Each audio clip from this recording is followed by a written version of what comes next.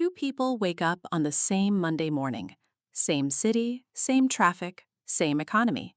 The first earns $180,000 a year. The alarm rings at 6 a.m. He checks his phone before his eyes fully open. Emails, Slack messages, calendar packed. His mind is already racing. Downstairs, the kitchen looks like a showroom. Marble counters, high-end appliances, everything upgraded. Outside sits a $70,000 SUV. Inside the garage, boxes from recent purchases are stacked against the wall. Things he meant to use, things he thought would improve his life. By 8:30 a.m., he's in traffic. By 10 a.m., he's in meetings. By 9 p.m., he's drained. And at some point, quietly, without saying it out loud, a thought crosses his mind. How am I making this much and still feel stuck? Across town, someone else wakes up. She earns $62,000 a year. No luxury no oversized house, no constant upgrades. Her morning is slower. Coffee at home, a short walk. Work starts without urgency. Her expenses are predictable. Her savings grow every month. She doesn't check her bank account with anxiety. She checks it with control. One person looks successful. The other is building real freedom. This is the high-income poverty trap, and most people don't even realize they're in it because it doesn't look like poverty. It looks like success. Nice house, good salary, visible lifestyle. But underneath, it's fragile. High income with no margin. High spending with no control. High pressure with no exit. This isn't about how much you earn. It's about what your income is forced to support.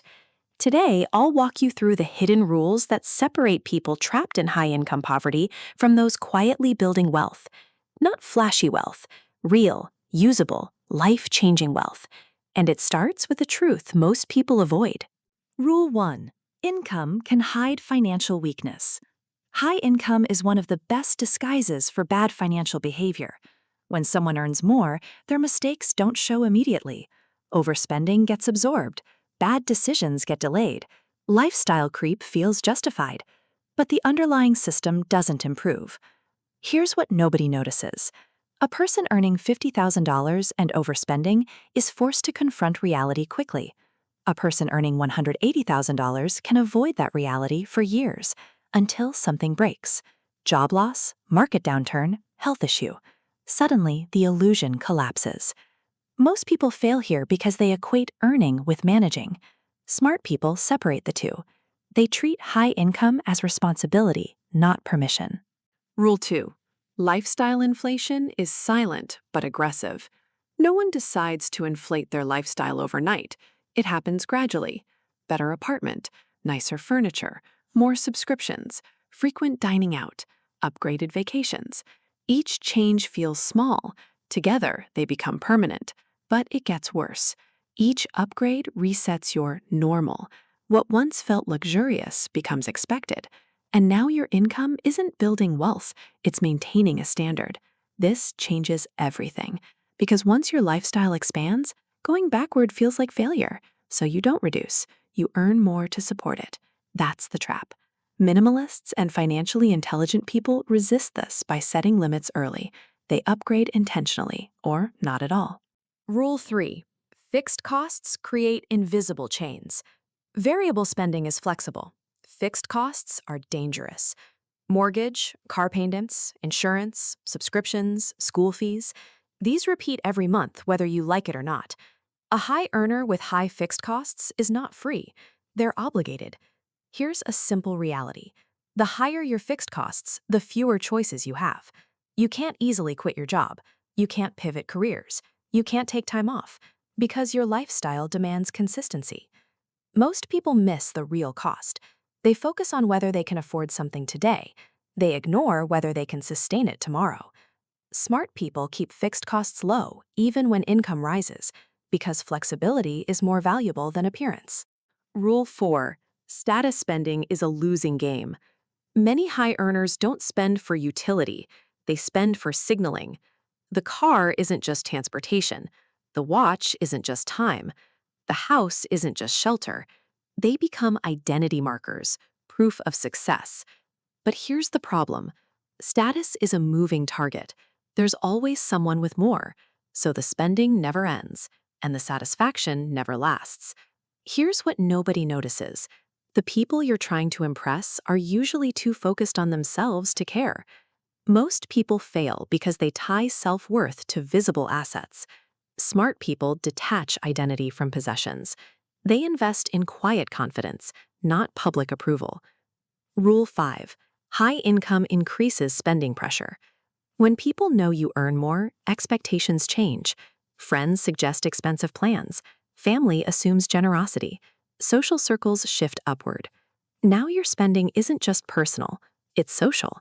You start saying yes to things you don't even enjoy because saying no feels uncomfortable. This creates a hidden pressure loop. Earn more, spend more, feel pressure, earn more again. Minimalists break this cycle by setting boundaries early. They decide that they value and ignore the rest. Rule 6. Time poverty is real poverty. High-income earners often trade time for money. Long hours, high stress, constant availability. On paper, they're wealthy. In reality, they're exhausted. And exhaustion leads to expensive behavior. Convenience spending increases, impulse buying rises, health declines. Time is the one asset money can't replace. But it gets worse. When you're too busy, you stop managing your finances properly. Subscriptions pile up, investments get ignored, spending becomes reactive. Smart people protect time as aggressively as they protect money, because without time, wealth loses meaning. Rule 7. Automation beats willpower. Most high earners believe they'll figure out saving later. They don't, because lifestyle expands to consume available income. Minimalists and disciplined earners automate everything: savings, investments, debt payments. Money moves before they touch it. Here's what nobody notices. Automation removes decision fatigue. It eliminates the need to feel disciplined. The system does the work. And over time, consistency beats intention. Rule 8. Debt scales faster than income. Higher income increases borrowing power. Banks offer bigger loans. Credit limits expand. Financing becomes easier. This feels like opportunity. It's often risk, because debt scales faster than income. A slightly bigger house, a slightly better car, a few more financed purchases. Individually manageable, collectively overwhelming. Most people focus on monthly payments. Smart people focus on total obligations. They ask, what does this commitment do to my future flexibility? Rule 9. Wealth requires margin, not just income. Margin is the gap between what you earn and what you spend. Without margin, wealth is impossible, no matter how high your income is. Here's a simple comparison. Person A earns $200,000 and spends $190,000. Person B earns $70,000 and spends $40,000. Who builds wealth faster? The answer is obvious. But emotionally, most people still chase income over margin. This is why many high earners feel stuck. They're running fast in place. Smart people focus on expanding margin, not just income. Rule 10. Optionality is the real goal. Money is not just for spending, it's for choice. Can you leave a job you hate? Can you take a break without panic? Can you handle emergencies without stress? These are the real measures of wealth. High-income poverty removes optionality because everything is already allocated. Minimalists and strategic earners build optionality first. They prioritize liquidity, low obligations, and flexibility, because freedom is more valuable than lifestyle. Rule 11. Financial simplicity beats complexity. High earners often create complex financial lives: multiple accounts, scattered investments, untracked subscriptions, unclear goals. Complexity creates leakage. Money disappears without awareness. Simple systems create control. One clear strategy, few accounts, tracked spending, defined goals. Most people think complexity means sophistication. In reality, it often means confusion. Rule 12. Peace of mind is a financial asset. This may be the most important rule. Stress is expensive. It leads to bad decisions, impulsive spending, avoidance behavior. High-income poverty often comes with constant mental pressure. bills, expectations, responsibilities.